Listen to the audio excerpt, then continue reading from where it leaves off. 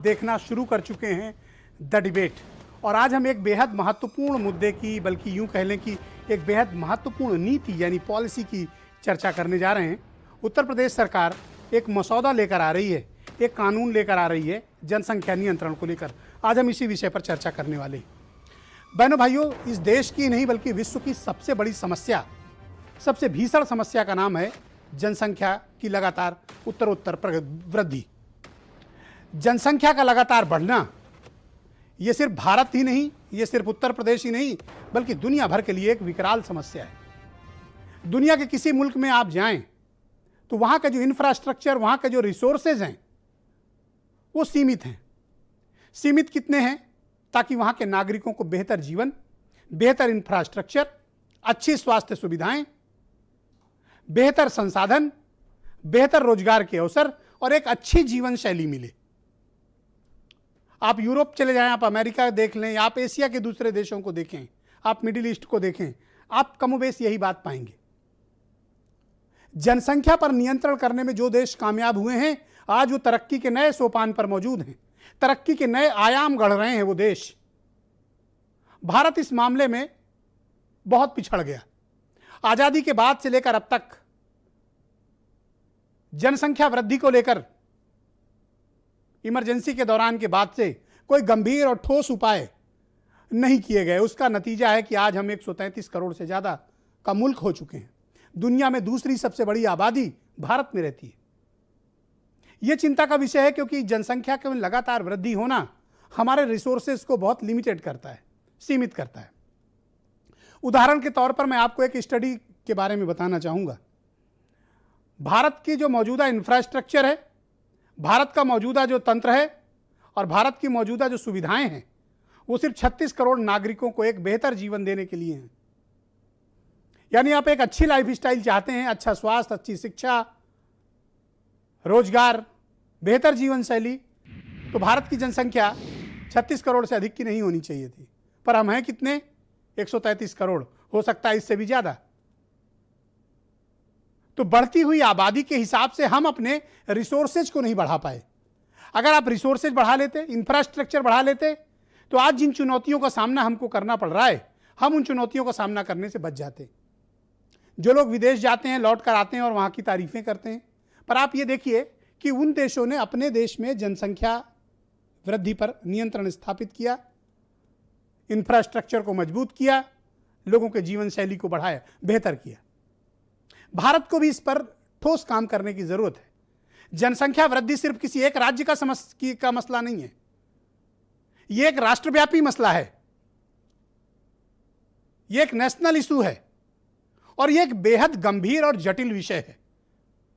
यह एक बेहद सीरियस सामाजिक कंसर्न है और हमें इस मुद्दे को अफरा तफरी में नहीं छोड़ देना चाहिए, सिर्फ चुनावी दृष्टिकोण से देखकर नहीं छोड़ देना चाहिए। इस विषय को बहुत ही गंभीरता से हमें एड्रेस करने की जरूरत है, ताकि हम इस बढ़ती हुई आबादी से उपजी हुई समस्याओं का निदान प्राप्त कर सकें। हमें समस्या से समाधान की ओर बढ़ना होगा, न कि हमें समस्या को और विकट करना होगा, न हमें समस्या को चुनावी दृष्टिकोण से मोड़ना होगा। यह ध्यान भटकाना होगा। अगर उद्देश्य राजनीतिक है, उद्देश्य चुनावी है, तो अगर उद्देश्य साफ है, नीतियां स्पष्ट हैं, तो सिर्फ उत्तर प्रदेश ही क्यों, पूरे देश के लिए एक राष्ट्रव्यापी नीति बननी चाहिए। उस राष्ट्रव्यापी नीति में हम जनसंख्या पर नियंत्रण कैसे स्थापित करें। आने वाले वक्त में हमारी हालत चीन जैसी ना हो कि वहां एक बड़ी आबादी बुजुर्ग हो गई, बूढ़ी हो गई, अब वहां जवान लोगों की कमी है। भारत यंग लोगों की कंट्री है, जवान लोगों का देश है। हमें उस अनुपात को भी नियंत्रित करना होगा। पर यह कोई 5 साल 10 साल रहने वाली सरकारों के बस की बात नहीं है। इसके लिए लॉन्ग टर्म विजन चाहिए, ऑल पार्टी सपोर्ट चाहिए। देश में सरकारें किसी की भी आए जाएं, अगले 20 साल के लिए भारत को अपनी जनसंख्या नीति के बारे में एक मसौदा तैयार करना होगा। व्यापक अध्ययन, सामाजिक सरोकार, भारत की भूभौगोलिक परिस्थितियों और सामाजिक परिस्थितियों का चिंतन और अध्ययन करके हमें एक ऐसी जनसंख्या नीति का मसौदा बनाना होगा जो अगले 20 सालों के लिए भारत में हमारी जनसंख्या को लेकर क्या राय है और क्या हमारे पास रिसोर्सेज होंगे और क्या हमारे यहां स्थितियां होंगी, हमें उन पर विचार करना पड़ेगा, हमें उन पर बात करनी पड़ेगी। आज मैंने ये डिबेट इसलिए आयोजित की है क्योंकि उत्तर प्रदेश सरकार जनसंख्या नीति को लेकर एक ड्राफ्ट तैयार किया है। अभी इस पर चर्चा चल रही है। लॉ कमीशन ने इसको वेबसाइट पर डाल दिया है, जहां कई प्रकार के प्रावधान किए गए हैं कि जिसके 2 से ज़्यादा बच्चे होंगे वो नगर पालिका के चुनाव नहीं लड़ सकता है, उसको सरकारी नौकरी नहीं मिलेगी, सरकारी सुविधाएं नहीं मिलेंगी। पर मुझे लगता है इसके बजाय हमें इसका पहले व्यापक अध्ययन करना चाहिए कि हम इसको नियंत्रण कैसे करें। और सिर्फ उत्तर प्रदेश ही नहीं, बल्कि उत्तर प्रदेश को केंद्र सरकार से कंसल्ट करके देश के लिए एक नीति तैयार होनी चाहिए। सिर्फ निकाय चुनाव पर आप प्रतिबंध क्यों लगाएंगे?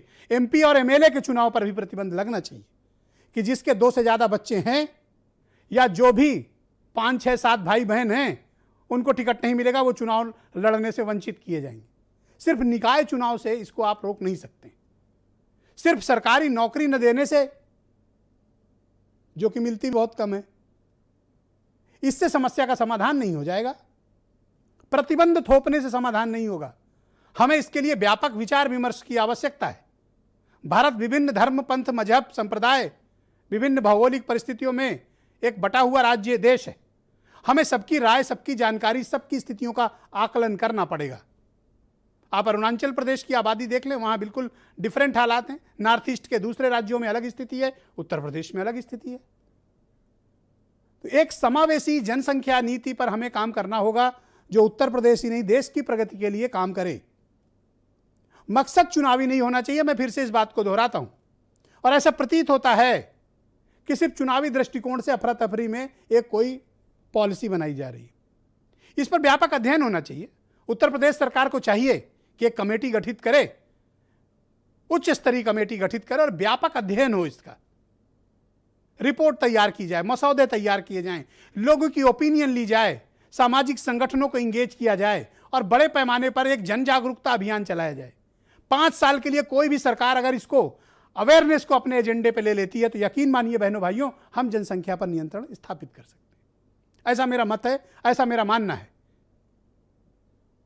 जब तक आप जागरूकता नहीं फैलाएंगे, जब तक आप इसका महत्व लोगों तक नहीं बताएंगे, ऐसी किसी भी पॉलिसी को उसके सकारात्मक परिणाम आपको देखने को नहीं मिलेंगे। इसलिए आवश्यकता है कि हम एक समावेशी जनसंख्या नीति बनाएं जो सिर्फ उत्तर प्रदेश ही नहीं, पूरे देश के लिए कारगर हो।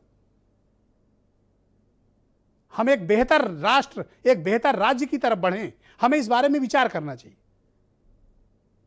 मकसद राजनीतिक नहीं होना चाहिए, मकसद सामाजिक सरोकार, मकसद इस देश की तरक्की, मकसद इस देश के लोगों को बेहतर जीवन शैली होना चाहिए, ताकि हम उपलब्ध रिसोर्सेज को, उपलब्ध इंफ्रास्ट्रक्चर को ज़्यादा बेहतर तरीके से अपने नागरिकों के बीच वितरित कर पाएं, बिना धार्मिक भेदभाव के, बिना जातीय भेदभाव के, बिना क्षेत्रीय भेदभाव के और बिना राजनीतिक भेदभाव के। कुछ बयान सुनिए आप, फिर आज की चर्चा बड़ी दिलचस्प है, जरूर सुनिएगा। काफी तथ्यों के साथ समाज के विभिन्न तबकों को ध्यान में रख करके इस जनसंख्या नीति को लागू करने का कार्य आज प्रदेश सरकार कर रही है। कानून लागू होने के 1 साल तक कोई व्यक्ति 2 बच्चों की जनसंख्या सीमित रखता है तो उस व्यक्ति को तमाम प्रकार की सुविधाएं राज्य सरकार की ओर से दी जाएंगी। जनसंख्या स्थिर करनी है तो 2.1 का रेट चाहिए, माने 2 बच्चे चाहिए। 1 बच्चा होने पर जनसंख्या घटती है। स्थिर करना मंजूर है, घटाना मंजूर नहीं। पहले तो मांग मैं ये करता हूं कि अगर ये बिल लाया जाए तो पूरे हिंदुस्तान में लाया जाए। रही बात उत्तर प्रदेश में, जो टाइमिंग है चुनाव में लाने के लिए, मुझे लगता है ये टाइमिंग खतरनाक है और ये टाइमिंग एक चुनावी सोची समझी राजनीति है। जनसंख्या नियंत्रण के लिए अगर आप सिर्फ कानून बना करके कोई उसका उपाय करेंगे, ये सभी ठीक से संभव नहीं है। ये सबसे बड़ी चीज है कि जब महिलाएं पूरे तौर पर पढ़ी रहेंगी तो इतनी जागृति आती है, इतना कॉन्शसनेस होता है कि अपने आप प्रजनन दर घटेगा। तो आज की चर्चा बहुत दिलचस्प है और मुझे लगता है कि उत्तर प्रदेश के 24 करोड़ लोगों के लिए ये एक बेहद महत्वपूर्ण परिचर्चा है। आलोक अवस्थी मेरे साथ हैं, भारतीय जनता पार्टी के प्रवक्ता। नावेद सिद्दीकी